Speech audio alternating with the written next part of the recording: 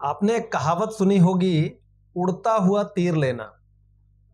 पप्पू यादव ने कुछ ऐसा ही किया है।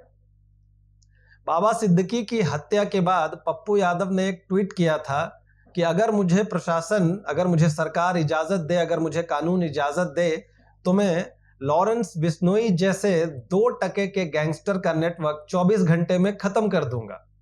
तब शायद पप्पू यादव को अंदाजा भी नहीं था कि उनके साथ अभी आगे के दिनों में क्या क्या होने वाला है। दरअसल पप्पू यादव 90 के दशक में खुद बाहुबली रहे हैं। अपराध की दुनिया में बड़ा नाम रहा है उनका। जब बिहार में जंगल राज कायम था, उस वक्त पप्पू यादव भी उसी जंगल राज का एक हिस्सा थे।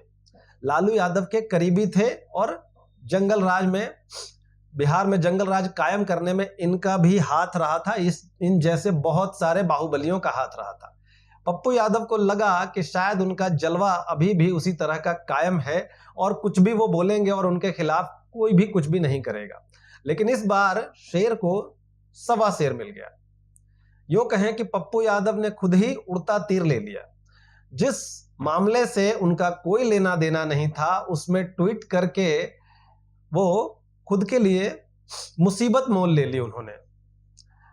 अब आपने देखा होगा बीते दिनों जब पत्रकार ने उनसे, उस ट्वीट के बाद जब पत्रकार ने उनसे बिश्नोई पर सवाल किया, तो वो प्रेस कॉन्फ्रेंस में भड़क गए थे कि मैंने पहले कहा था कि इस बारे में कोई सवाल जवाब नहीं होगा। उस वक्त अंदाजा ये लगाया जा रहा था कि शायद पप्पू यादव को भी बिश्नोई गैंग से किसी ने फोन किया है और इनको धमकी मिल चुकी है, इसीलिए इनके तेवर थोड़े डाउन हो गए हैं। और अब ये बात सच होती साबित हुई, क्योंकि अब वो एक ऑडियो वायरल हो रहा है। एक ऑडियो सामने आ गया जिसमें पप्पू यादव से फोन पर गैंगस्टर का आदमी बात कर रहा है और साफ साफ कह रहा है कि हमारे रास्ते में जो आएगा उसका अंजाम भुगतने के लिए तैयार रहो। कांड दोनों करते हैं भैया, कर्म करेंगे। बाद में भाई साहब की वो डायलॉग तो सुना होगा भैया। एक बात नहीं होगी भैया, एक बात समझिए, मैं आपको बता दूं, बहुत क्लियर हूं मैं इस मामले में कि पप्पू यादव जी देश के 7 बार इंडिपेंडेंट एमपी रहे हैं और उससे मतलब पॉलिटिक्स से जुड़े हैं, नाम जाने। मेरी हमारे रास्ते में आएगा, मेरी बात उसके साथ जो आज हो रहा है वही होता जाएगा। आपके रास्ते में ना कोई जा रहा है, ना जाता है, ना जाएगा। वो पॉलिटिकल चीजें हैं, पॉलिटिकल चीजें होती रही है, बात करते हैं। पॉलिटिकल उन्हें पॉलिटिकल नाले किसी के खिलाफ बोलना, किसी को शब्द बोलना पॉलिटिकल नहीं है। बाकी हम देख लेंगे, एक बार फोन करने का मकसद यही था, सुधर जाओ, नहीं आगे तो देख ही लेंगे हम।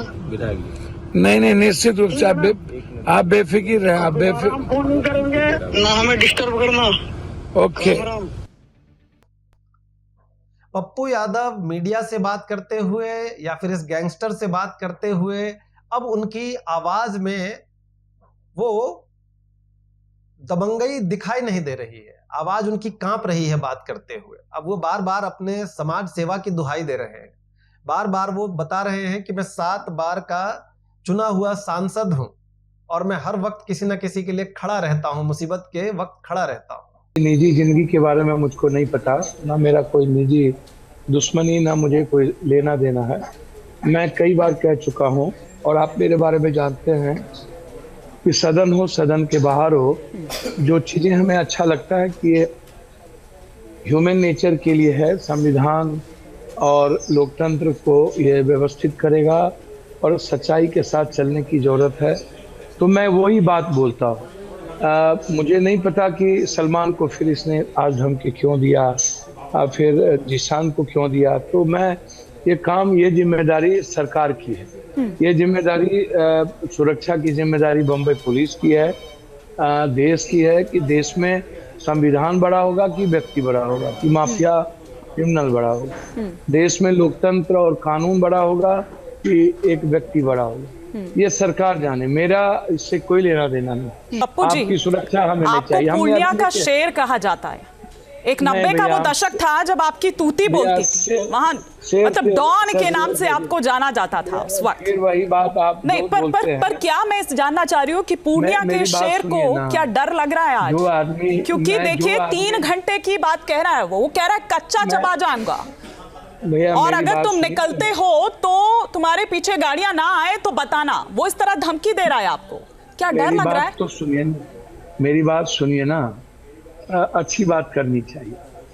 जो आदमी पूरी दुनिया की अकेला मदद करता हो, कोई और मदद करने वाला हो देश में तो उसका नाम बता दीजिएगा।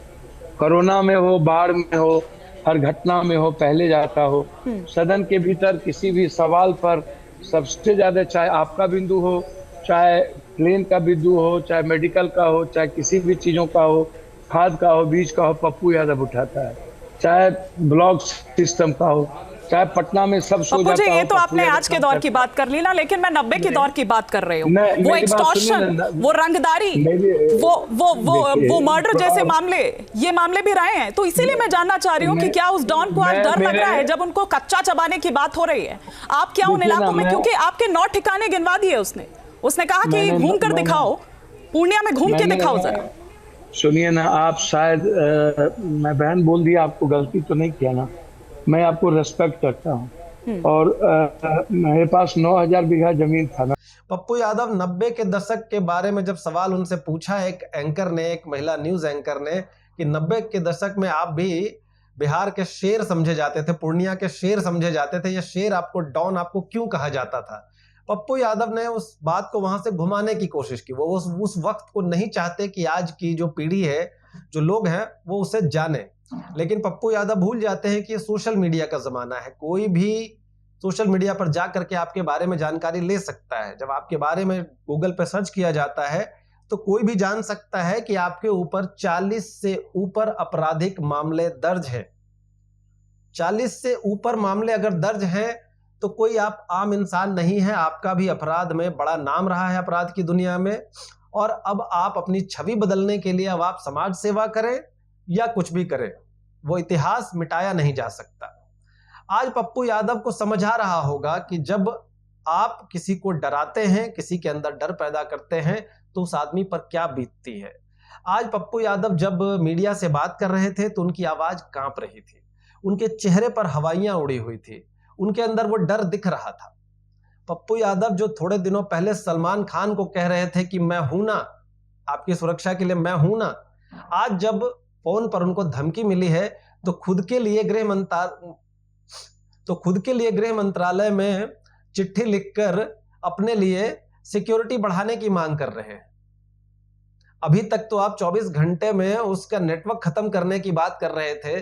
जो इंसान इतना दम रखता है कि 24 घंटे के अंदर किसी गैंगस्टर का नेटवर्क खत्म कर सकता है, वो इंसान आज खुद के लिए सिक्योरिटी की भीख मांग रहा है और बार बार ये कह रहा है कि मैं 7 बार का चुना हुआ सांसद हूं और जनता मुझे प्यार करती है और मैं बाढ़ में या हर तकलीफ में, किसी तरह की तकलीफ आती है तो मैं उसके साथ खड़ा रहता हूं।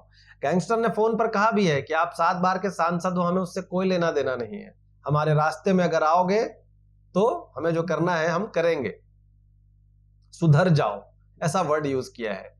तो एक बार फिर कहूंगा कि पप्पू यादव ने उड़ता हुआ तीर ले लिया और खुद के लिए मुसीबत खड़ी कर ली है। सच्चाई, मैं 24 घंटा जनता के बीच रहता हूँ। मेरी किसी से निजी दुश्मनी नहीं है। मुझे ना किसी की निजी जिंदगी में दखल देना है।